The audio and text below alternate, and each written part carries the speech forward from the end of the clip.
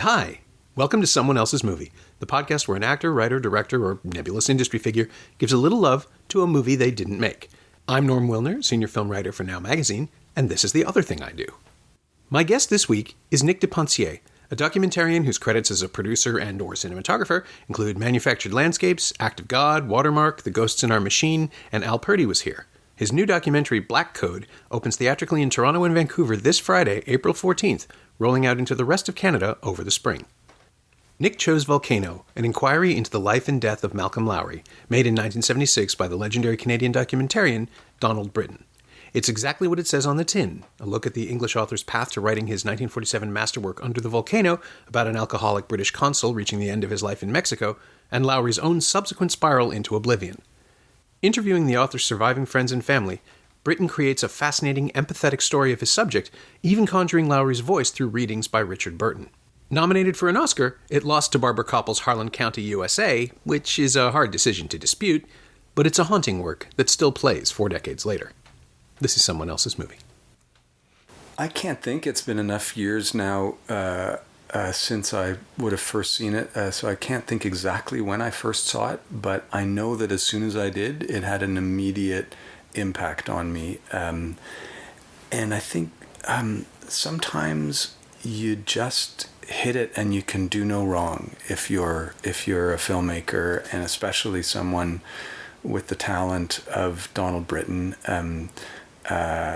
who has this incredible oeuvre of documentaries, and who I think really challenged himself to do different subjects and different kinds of things, and this is a bit of a departure. I mean, I love his straight political work too, which of course is not straight political because it's in the Donald Brittain style, but really the emotional mapping of and the sort of catastrophic decomposition of the psyche of Malcolm Lowry as a subject. And then the way he was able to,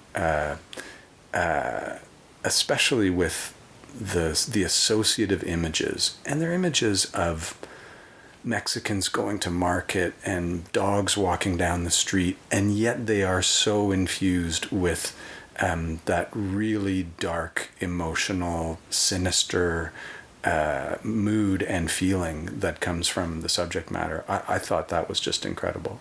It really was. I had missed it. I think I was a little too young, and then it was just not in circulation when I came up.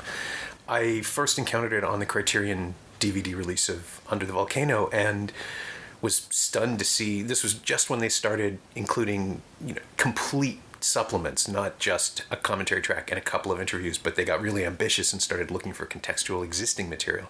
So there are 2 documentaries, one of which is a feature, and I was just amazed that it was Donald Brittain, because all I had known of him was the political stuff.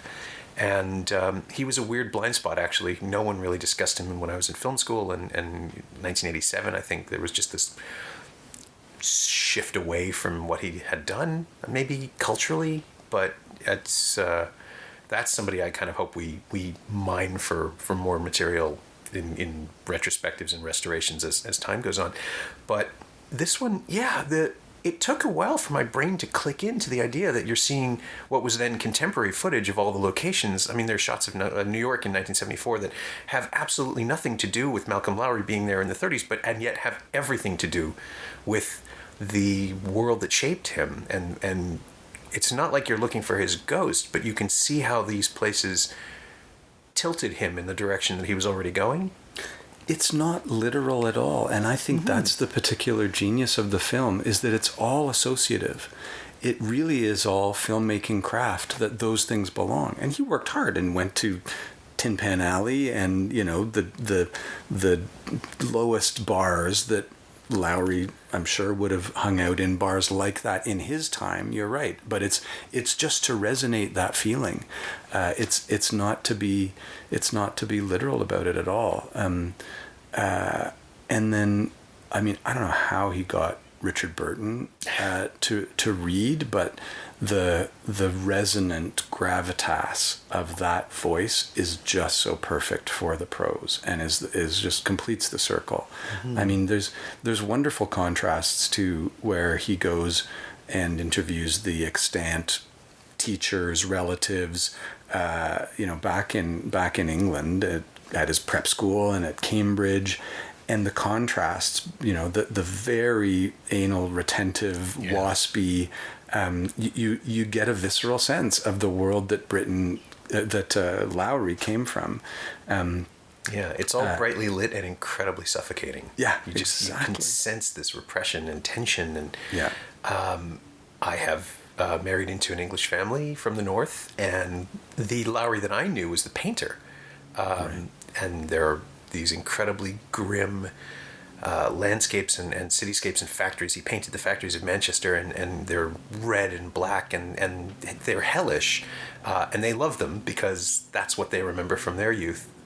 Kate's parents are still constantly talking about Lowry. Every time we go, did we go to the north? Did we go to the Lowry Museum? And it just, you want to weep. That Lowry's self-portrait is this famous red-eyed thing which just glares at you when you go to the museum. There's something about that world that people could barely bear, and all of these, the family members all stiff upper lipping it now when Malcolm Lowry just said, no, fuck it, I'm just going to drink myself away, is so strange and powerful and completely understated or unstated, really. I mean, it's not text in the documentary. Brittain avoids that. He never makes the connection. He just lets it happen over and over and over again. And not that he doesn't insert himself beautifully with his editorial flourishes and his style. And it's a style of documentary filmmaking that has really gone out of favor. And maybe that's why there is this blind spot for Brittain, because it's certainly not observational.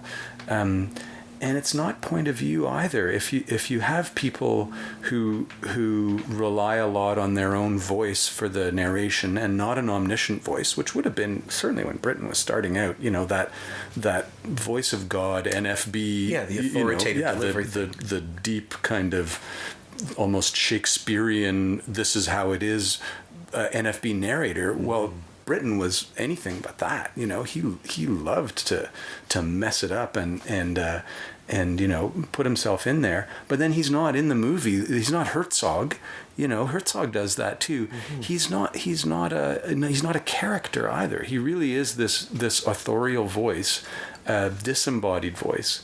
And yet it works, and it's so far from anything that certainly I do today, and most documentarians. It's not what the commissioning editors want. It's not in the zeitgeist, and yet it's an essential part of it. Is his editorial take on it. It's like I'm coming to this story, and I'm going to bring my own subjective point of view, and sometimes it's funny and slightly crazy, like He talks about, Brittain basically sums up Lowry's adolescence by saying he was constantly constipated and laughed at because he had a small penis and small hands. And it's not like he was his shrink or there's really anything to base that on. And yet you kind of feel like he was probably right. And I'm sure he's read every journal and he met all the old teachers and classmates and everything. But just to come out and say that, I think is brilliant. Yeah, and in 1974, I mean, just saying the word penis in a documentary, let alone what we see later from the Syphilis Museum and those images that are thrown right at the camera, it's not transgressive exactly, but I mean, it is a truth. It is necessary. It is a part of the story, and it's delivered as flatly and uninflectedly as possible. But I would imagine sitting in a theater thinking, "Wait, did I just hear? Wait a minute, that was a thing that bothered this person that I'm watching this whole documentary." It just comes in so quickly and then faints back to proper schoolboy stuff and how he didn't fit in, and now we're talking a little bit about sexuality, and then you get to the stories. It mounts in such a way that it's impossible to ignore what is being revealed to you and how so much of Lowry's self-loathing seems to have been sexual in nature, but again, never really speaks it. it's English in that way, in that it won't go as far as it needs to go to be truly confrontational. It doesn't want to upset you, but we have to deal with these basic truths, and let's continue to find them. Brittain pulls no punches by putting those things in, and thank God. I mean, that would have been, I think, very brave, like you say, for the 1970s. And holy shit, it makes you sit up and watch and listen. At the same time, it's not gratuitous. Yeah. You know, I mean, that book goes to the depths of some kind of a dark place in the human soul. And so these things are absolutely appropriate to see the mutilated genitalia from the Syphilis Museum. And to learn that that Lowry was taken there when he was 5 and Yes. shown these horrors. Yes. Which, again, yes, that's how you teach children to be terrified of everything. And that's very British in its way. But it's a form of, it's something we would now recognize as abuse. It's not how you raise a child. It's no way to handle an impressionable subject and an impressionable person and form a human being. But it goes by so quickly in the documentary. It's just one more thing that would have been how he'd experienced it. It's one more thing you internalize and carry with you forever, and it adds up to this person. But yeah, just the lack of sensationalism in the film overall, when you're dealing with someone who, I mean, every single aspect of his life, except for the process of writing, was probably available to be tabloid fodder. It would be now. I mean, I was trying to come up with an equivalent for the present day, and there really isn't. The idea of the hard-drinking, self-destructive author is so ingrained now that that's not even shocking anymore when you hear about the details of someone. It's, you know, it's the wild parties at the Chateau Marmont have now that replaced those in the 70s and the 80s, and maybe Brittain was sort of pulling on some of that cultural vibe too, having come out of the 60s and 70s to contrast with Lowry's almost polite self-destruction, where he is apologizing for things and he is withdrawing from things without destroying the people around him. He removes himself from relationships rather than do harm, which psychologically is really fascinating. The analog for me is the American expat writer Paul Bowles, Who did occur to me, yeah. and that's how Jennifer Bateswall, my partner, and I met. Was at a job interview at the Bamboo Tavern on Queen Street, and a mutual friend, actually Evan Solomon, I didn't know that. introduced us, and it was a job interview. She needed a camera guy because she had an idea to go and make a film about Bowles, and Evan kind of set us up.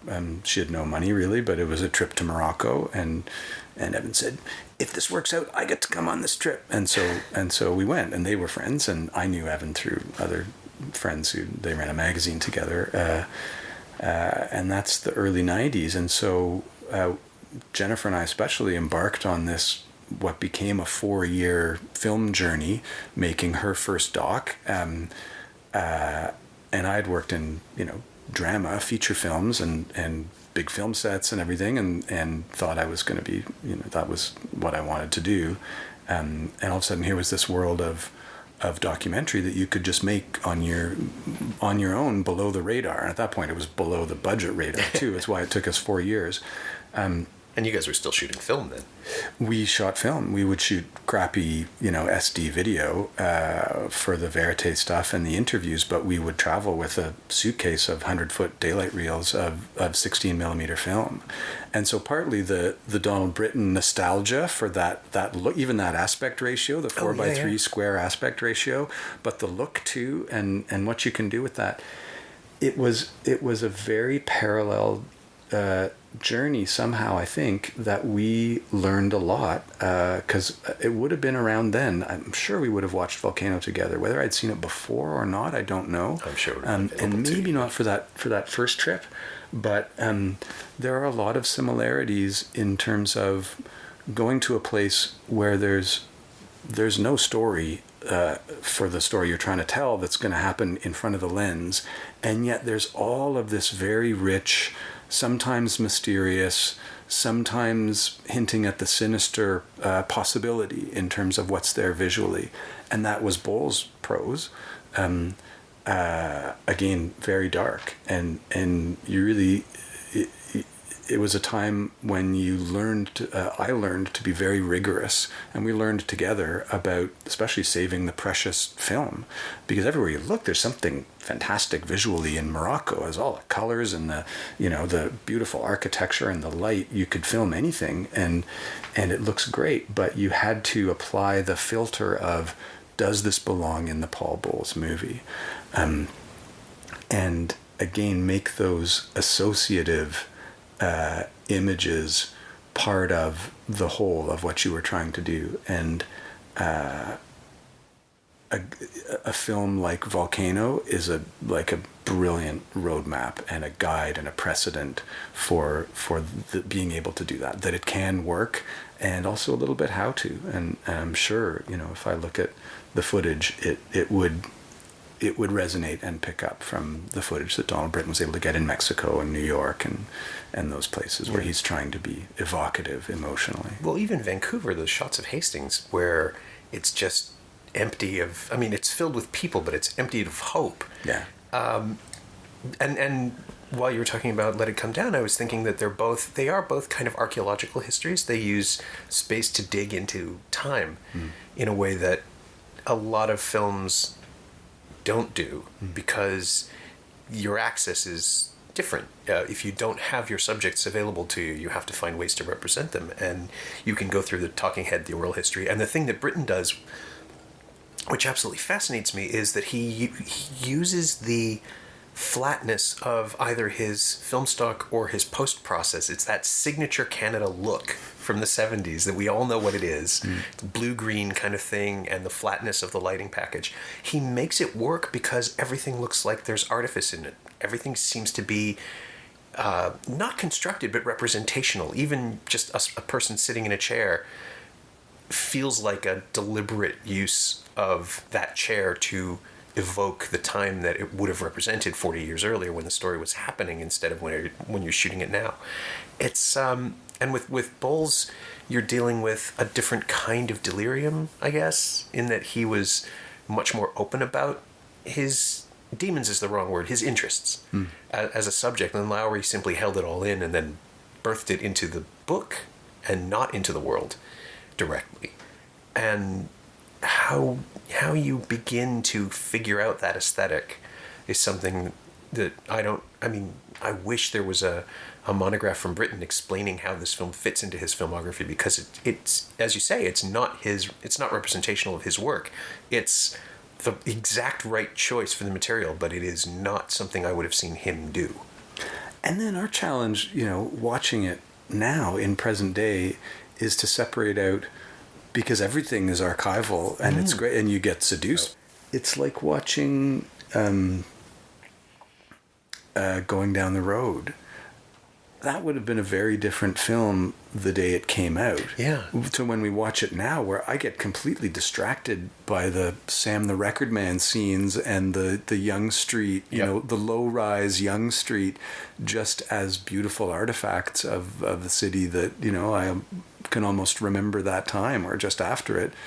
But from now, like from the perspective of now, Volcano all looks archival. And at the time, I think you're right. I think he was using that lo-fi 16 millimeter look, and certainly the sit down, the formality and the static nature of the sit down interviews in England. I think you're exactly right. He was making them seem more like Lowry's time, even at the time that he was shooting. It wasn't the latest and greatest lighting techniques, and that works too. And I guess it all kind of gets blended in now as it recedes in history, but it's another accomplishment of the film, absolutely. And it goes further in depictions of the bullfighting, the animal violence. It's not really bullfighting, the bull roping, but it's uglier and messier. It seems uglier and messier now because we just don't see that footage anymore. People are shooting around animal violence, and you don't want to distract the audience with it or offend anybody. I just saw a movie that it was The Zookeeper's Wife, where they went out of their way not to show Nazis killing animals in a zoo because that might upset people, but it's a movie about the Holocaust. It's kind of weird to see the sensitivity displayed towards animal violence, which is fake because it's a fictional film. And then you see a documentary where, oh no, that bull is being poked by someone with a knife to get it to get up. That's 1974. That was real. It's still real. It's incredibly disturbing. And at the time, it would have just been, what again, it is. It's one more facet of this story being told, of the violence that was just constantly looming in Mexico around Lowry. And of course, that's why he described it as hell. That makes sense. It's necessary. But it's also this strangely delicate interpretation of hell, because the movie will go right up to the edge of calling out these atrocities and discussing the sexual issues and everything, but it's still remarkably composed and almost serene in its destruction. You're exactly right, though, and I think that is again taking a cue from its subject, because that's a description of Lowry as a product of his time, where it's the outward veneer of the polite, composed, well-educated, upper middle class Brit. That was the mold that he was formed in, that belies the churning hell of the interior, that subterranean repression that would have festered even worse, but was there all the time. And that toggling in the movie back and forth, I think, is a huge accomplishment. Mm-hmm. And we do have the beauty of Lowry's prose. I mean, I have read Under the Volcano, and it is. I saw the film first, I think, just because of the timing of it. When I was growing up, I was still relatively young when it opened. Caught up to it, and then read the book in university. And damn it, what's the line? I think it's Anne Rice who quoted it. Something about half in love with easeful death in one of the Interview with the Vampire books, or was that? Good. Yeah, and that's what Lowry's book is to me. It's a rhapsody of negation. He's looking forward to this destruction as an author, not the character. The consul is gone. The consul is resigned to this long before the book starts. But Lowry is excited and enthralled by the possibility of self-destruction. And every time, as you say, every time Burton's voice comes on reading his text, you just, yeah, I get it. It's beautiful. That's what you want when you destroy yourself. You want to believe the common wisdom that people who fixate on suicidal ideation end up doing it because they end up following through because they've convinced themselves that everything will be fine afterwards because all the suffering stops. I don't know if this is true or not, because people follow through that you can't verify, but it's such a fascinating idea that there is a part of you that looks forward to not being.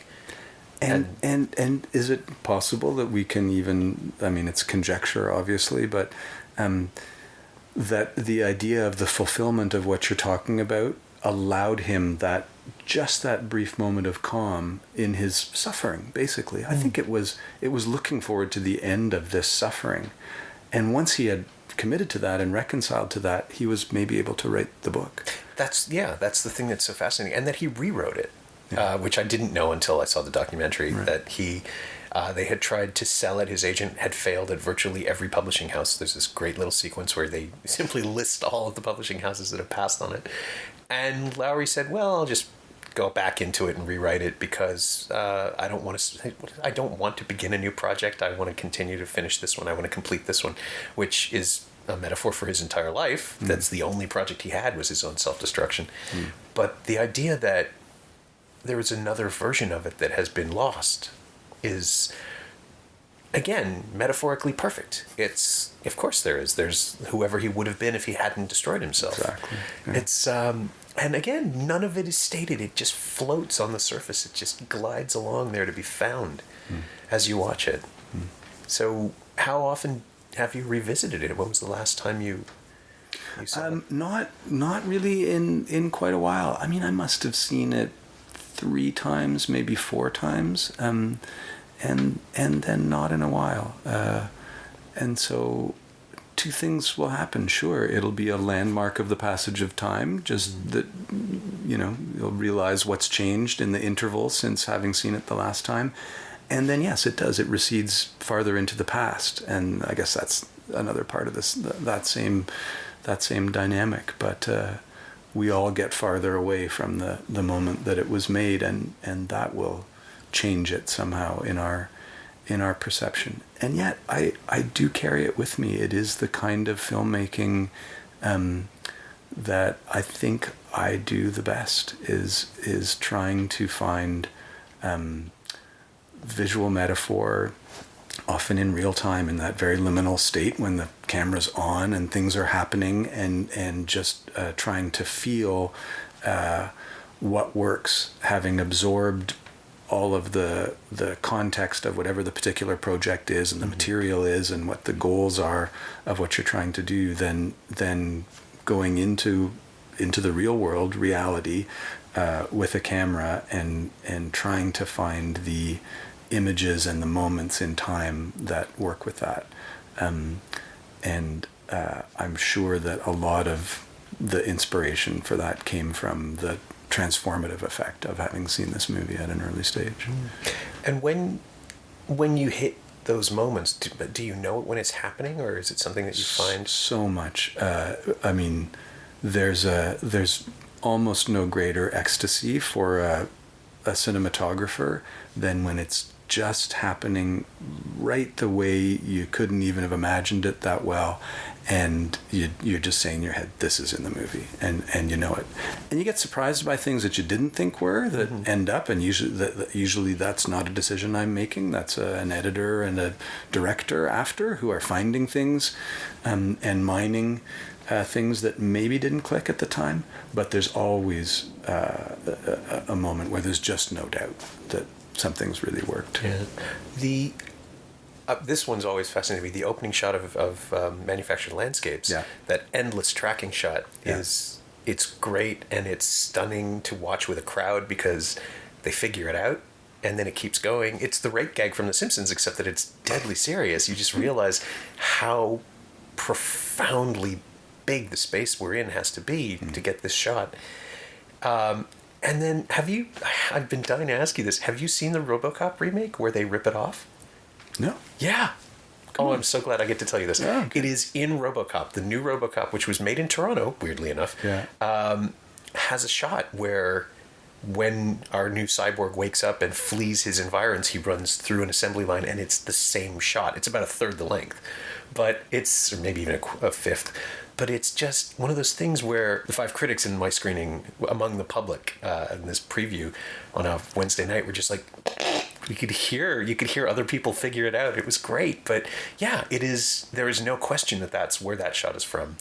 And it's influenced a completely different aspect of culture that uses it just as a joke, like a literal laugh point. Imitation is the best form of flattery. That's good. Yeah, I like it. Jen always says she knew right as that shot was happening that it would be the opening of the film. And the films that we work on together, they're not scripted, they're not planned. I bet Donald Brittain had more of an idea. Well, in this case, he had the biography. He had the biography, but even I would imagine he would have a little more structure mapped out than we sometimes do. And yet, given how much he draws on a palette of images that you could never script until you get there in the moment and see the person, the light, the street, whatever it is, I certainly know how much he will have constructed in the edit room in those films. So yeah, that's another kinship that I certainly feel. Yeah, and he had the ability to paper over any inconsistencies or any dangling pieces with the narration and the readings, whereas you tend to be less. I mean, Black Coat has voiceover, but it's illustrative. It's not explanatory. It's in the moment, that sort of thing. Yeah, Black Coat's very different. It's a little more journalistic in its form and style. It doesn't rely on the visuals nearly as much. I mean, formally, it's very cutty. There's a lot of information, and I wanted it to replicate in some ways the complexity and kind of noise and confusion of the internet and the multiplicity of the points of view. So that's by design, but it's the opposite of a manufactured landscapes or that more contemplative visual style. Mm-hmm.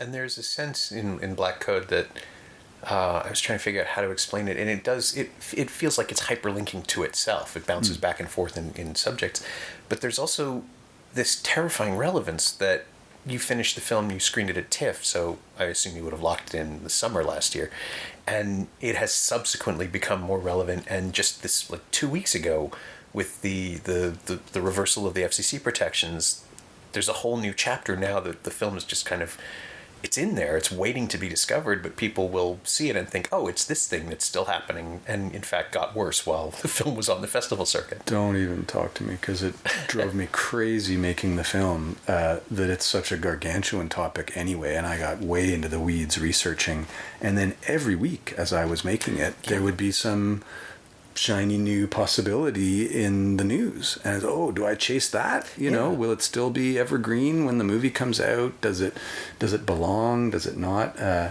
And you're right, they have only increased in gravity and frequency. I mean, from the US election to this week in Ottawa, stingray hoovering up of cell phone information that first some politicians are going to have to eat crow because they said, well, it's not us, it's not CSIC, and it's not RCMP, and then the RCMP had to fess up the next day. So yes, it's one tiny sliver of a huge, very fast-moving dynamic in our world, and that came with its challenges for sure. Yeah. At what point do you decide? I mean, I assume that the festival date is your drop dead point. You have to leave the film alone at a certain point. But now, I mean, with the web content, with all the possibilities of doing other stuff, are you still gathering and collecting? Or I'm not.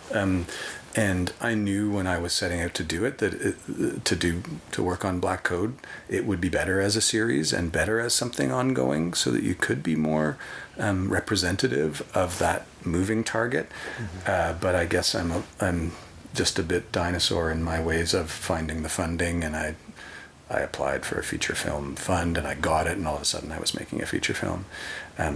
But it was a screaming panic last summer to get it ready, because yes, it had been accepted at the festival as a rough cut, but then Jen and I, it dropped in our lap that we were going to work on the Tragically Hip documentary for the last tour, which of course we wanted to do and couldn't say no to, but it was not at all in our plans for last summer. So that was a summer of not a single day off. Yeah, I can imagine. Yeah. The sense that I was trying to figure out a way to link that back to Volcano, but the sense that with Houston making Under the Volcano 8 years later, it's not finished. There's more. There's another thing, and then weirdly enough, Brittain's film ends up as a supplement to Houston's film in the Criterion package, and they're both preserved forever this way, which is magnificent. But it's just another echo of the story. It's a new way of looking at this, and by putting Finney front and center, by having Albert Finney convey this destruction through stillness and resolve, and whatever else happens over the course of that film, just watching him go from beginning to end, it illustrates the unspoken thread in Brittain's film beautifully, to the point where while I'm watching one, the other is infecting me. They complete each other so beautifully that, I mean, I think Criterion has done a remarkable job of putting out these packages, complementary materials, but this is the one where I would actually argue that either feature could have been the lead, and you could have included Under the Volcano as the afterthought. I mean, this way, John Huston's name, Albert Finney, on the cover gets it sold a little faster. But it really is remarkable to watch the two together, as they clearly intended, to see these completely separate works of art in a conversation in this single DVD package. I find it fascinating. Did you see Have you seen Under the Volcano? I have, yeah. Before, but after? After, subsequent. I mean, and probably much. Considerably so. I think that there's a big difference when you take on as your subject something that is so much about emotion and psyche, it's removed from news. It's removed from a specific situation. Even an environmental film is really a time and a place, because those things move. Whereas I think, the human spirit and emotion is much more timeless, in the way that we still celebrate Shakespeare and go in droves to that mapping of the heart. I mean, there was news and political commentary that was tied up in that. Yeah. I guess that's really mostly lost now. It's the emotion that lasts, and I think that's why, this whole project, like the book, like both of the films, have a place to just keep moving through the decades and the changes in our society. Yeah. And of course, because Under the Volcano is a period film, it doesn't seem to date the way that a contemporary adaptation would.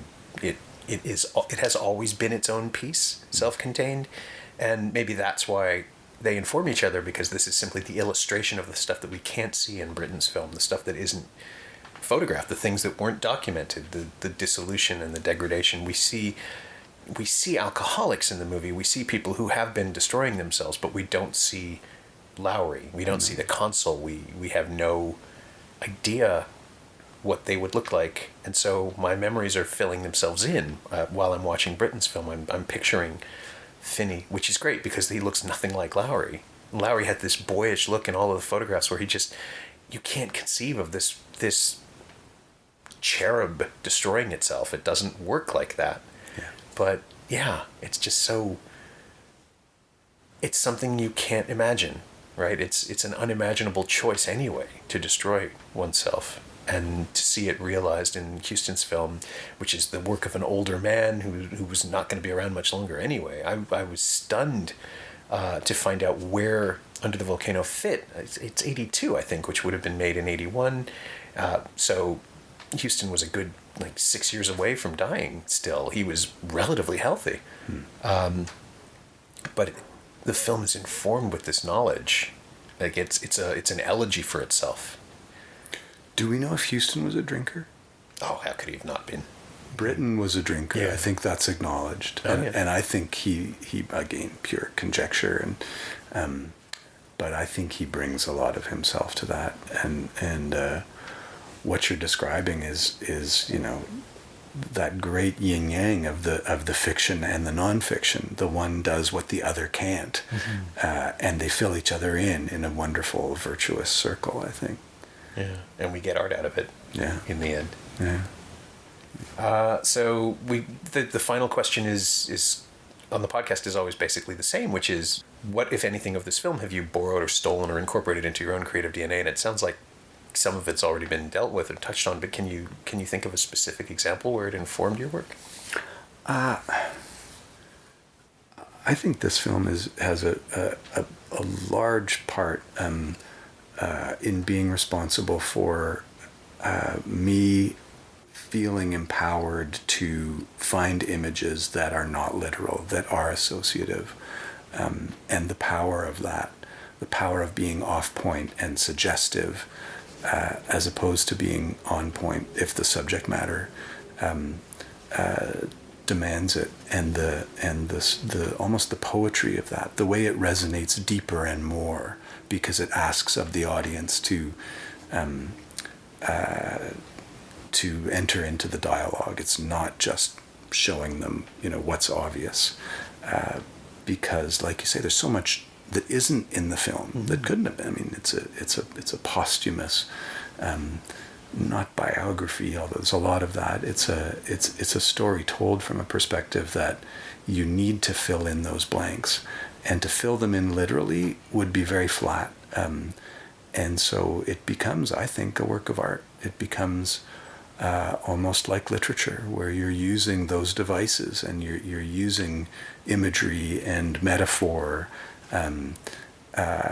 to really make a point that if you made it straight on would either be, it's too catastrophic, someone destroying themselves, and so to to paint the picture all around it in those dark hues that Donald Brittain does, to me is a fantastic liberation that's possible in the form of documentary, which, borrows more from a journalistic, a factual tradition, but I think can be just as powerful when you are more in the purely creative side of that equation in documentary. Yeah. Well, you're revealing, it's archaeology, it's excavation. You're revealing by digging, like literally uncovering the things that should be easier to find but are hidden because no one bothered to look for them, or no one wanted to. That's the other thing I really got out of Volcano, is the sense that these people are talking under duress. They're recalling these stories, but their propriety would really rather that we not go there.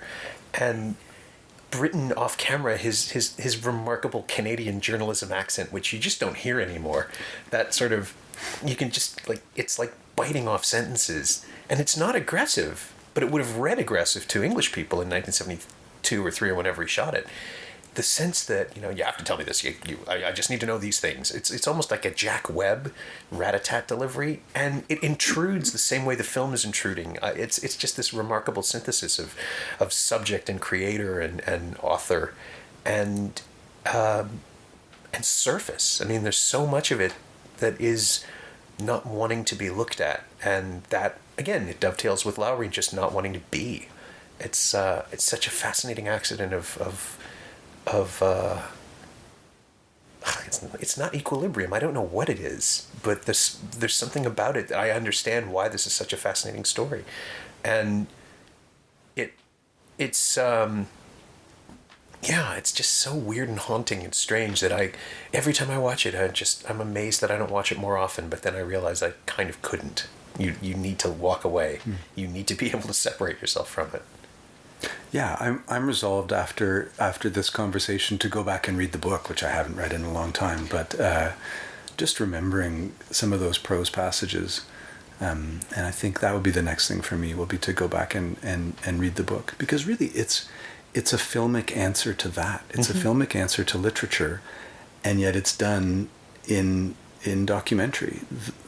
The soul of the film, and it has such a deep, dark soul, doesn't come from the characters who we meet. Absolutely not. The soul is Lowry's and Brittain's for me. Yeah, this strange animating force that's gone now. Yeah. But that's what film does. It captures it forever. Exactly. Yeah. My thanks to Nick de Pencier, whose new film Black Code opens this Friday, April 14th, in Toronto and Vancouver, rolling out across Canada later this spring. Keep an eye out for it. As we were saying, it grows sadly more relevant with every passing day. You can find Nick on Twitter at Nick de Pencier, all one word, and as we mentioned, you can find Volcano on Criterion's DVD of Under the Volcano. Oh, you can also stream it on the National Film Board site at nfb.ca/film/volcano. As always, you can find me on Twitter at Norm Wilner and elsewhere on the internet at nowtoronto.com. You can also find this podcast on Twitter at Semcast, SEMcast, and on the web at someoneelsesmovie.com. If you want to leave a review on iTunes, that would be very kind of you. It doesn't have to be some kind of long self-destructive essay, just some nice things that you liked about the show. That would be great. Thanks for listening.